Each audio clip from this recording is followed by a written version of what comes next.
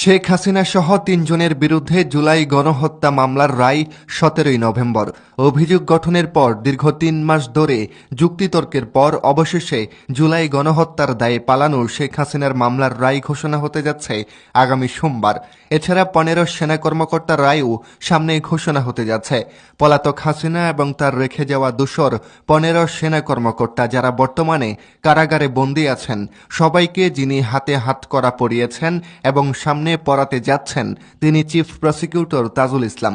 এবার তিনি আরও বড় একটা খেলা খেললেন, যার চালে পড়তে যাচ্ছে হাসিনা, সেনাপ্রধান এবং ১৫ সেনা কর্মকর্তা। চলুন চিফ প্রসিকিউটর তাজুল ইসলামের দাবাল চাল দেখে আসি। ততক্ষণে চ্যানেলটা সাবস্ক্রাইব করে থাকুন। হাসিনার সাজার প্রতিবাদে লকডাউনের পর শাটডাউন। ১৬-১৭ নভেম্বর বাংলাদেশ অচল করার ডাক দিল আওয়ামী লীগ। বাংলাদেশের সাবেক প্রধানমন্ত্রী তথা আওয়ামী লীগ নেত্রী শেখ হাসিনার বিরুদ্ধে মানবতা বিরোধী অপরাধের মামলায় আগামী ১৭ নভেম্বর সাজা ঘোষণা করবে দেশের আন্তর্জাতিক অপরাধ ট্রাইব্যুনাল। পাটোয়ারি বললেন যে আওয়ামী লীগের লকডাউন ঠেকাতে হাসনাত আব্দুল্লাহ যথেষ্ট, অথচ আওয়ামী লীগ রাজপথে নাই। তারপরও সেই আওয়ামী লীগের ভয়ে কিভাবে দৌড়ে হাসনাত আব্দুল্লাহ গাড়িতে উঠে পালালেন সেই ভিডিওটা আমি দেখাবো।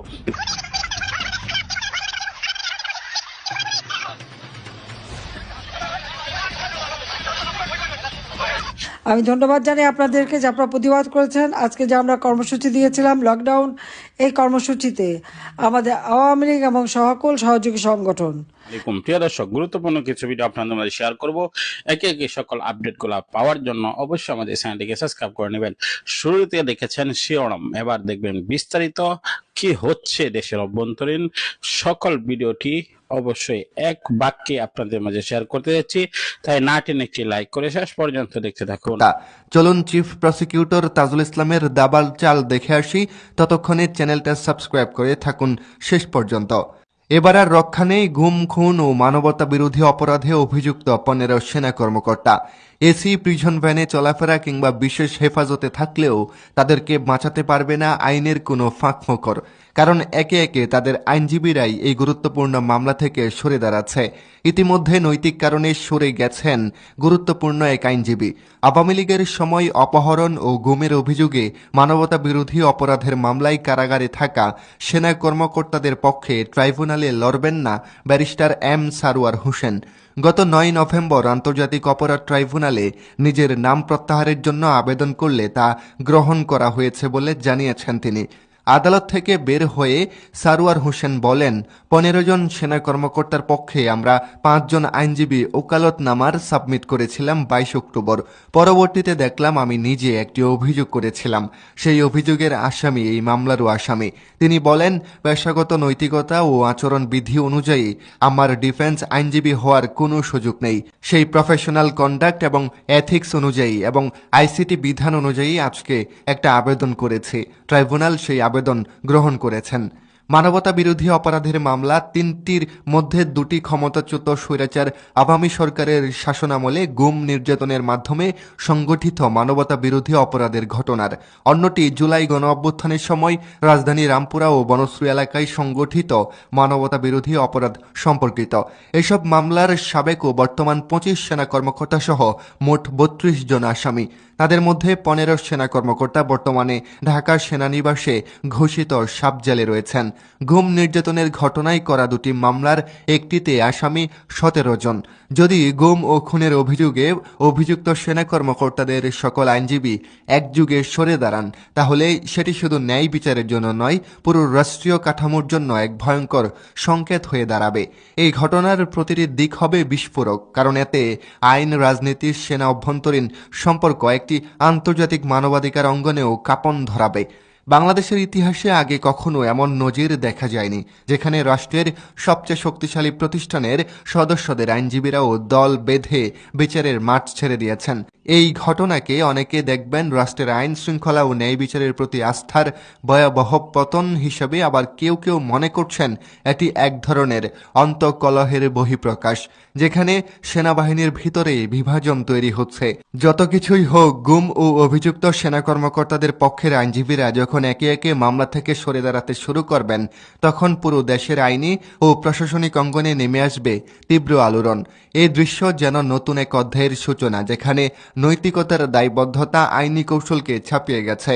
দীর্ঘদিন ধরে মানবাধিকার লঙ্ঘন, জোরপূর্বক গুম, বিচার বহির্ভূত হত্যা ও নির্যাতনের অভিযোগে অভিযুক্ত এই সেনা কর্মকর্তারা আইনগত সুবিধা পেতে অনেক প্রভাবশালী ব্যারিস্টার ও সিনিয়র অ্যাডভোকেট নিয়োগ করেছিলেন। কিন্তু সাম্প্রতিক সময়ে মানবাধিকার সংগঠনগুলোর চাপ, আন্তর্জাতিক সংস্থার উদ্বেগ এবং জনগণের ক্রমবর্ধমান ক্ষোভের মুখে এসব আইনজীবীদের উপর নেমে এসেছে এক অঘোষিত সামাজিক বর্জন।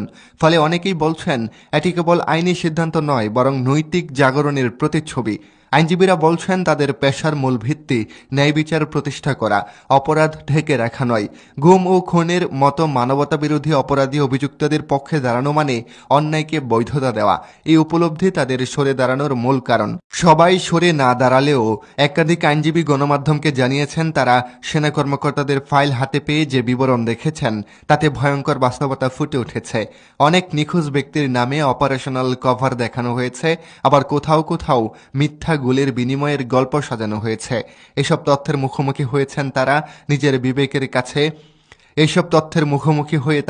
নিজের বিবেকের কাছে পরাজিত হয়েছেন। অন্যদিকে অভিযুক্ত কর্মকর্তাদের মধ্যে দেখা যাচ্ছে প্রবল অস্থিরতা, কারণ আইনজীবীরা সরে যাওয়ায় তাদের মামলার কার্যক্রম থমকে গেছে।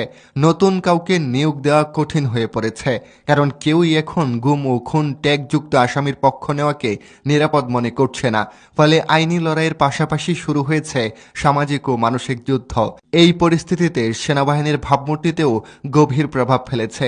সেনা সদর এখন এক ধরনের অস্বস্তিকর নীরবতা বজায় রেখেছে। তারা চায় না এই ঘটনাগুলো জনসম্মুখে আরো বড় আকারে প্রকাশিত হোক, কারণ এতে প্রশ্ন উঠেছে পুরো বাহিনীর মানবাধিকার রেকর্ড নিয়ে। বিশেষ করে জাতিসংঘের শান্তিরক্ষা মিশনে বাংলাদেশের সেনাদের অংশগ্রহণ নিয়েও নতুন করে শঙ্কা তৈরি হয়েছে। আন্তর্জাতিক মহল যদি এই অভিযোগগুলোকে সাংগঠনিক অপরাধ হিসেবে দেখে, তাহলে জাতিসংঘের দরজা আংশিক বন্ধ হয়ে যেতে পারে, যা বাংলাদেশের জন্য বড় অর্থনৈতিক ও কূটনৈতিক ধাক্কা হবে। তবে সবচেয়ে বড় পরিবর্তন এসেছে আইনি মহলে। দীর্ঘদিন ধরে যেখানে ক্লায়েন্টই সর্বসর্বা এই ধারণা বলে চলে আসছিল, সেখানে এখন অনেক আইনজীবী বলছেন ন্যায় বিচার বিক্রির বস্তু নয়। তরুণ আইনজীবীরাও সামাজিক মাধ্যমে নিজেদের অবস্থান স্পষ্ট করেছেন, আমরা অপরাধীদের নয়, নিরপরাধীদের পক্ষে। এই নতুন প্রজন্মের নৈতিক অবস্থান সমাজে এক ধরনের আস্থা ফিরিয়ে এনেছে।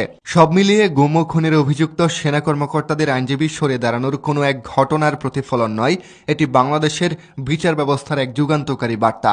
এটি দেখিয়ে দিয়েছে ক্ষমতা বা প্রভাব নয়, শেষ পর্যন্ত বিবেকই মানুষের সবচেয়ে বড় বিচারক।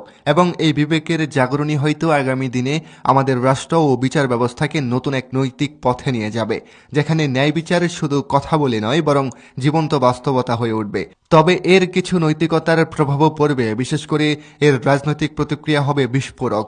গুম ও খুনের মতো সংবেদনশীল মামলাগুলো সাধারণত উচ্চ পর্যায়ের নির্দেশনা ছাড়া সম্ভব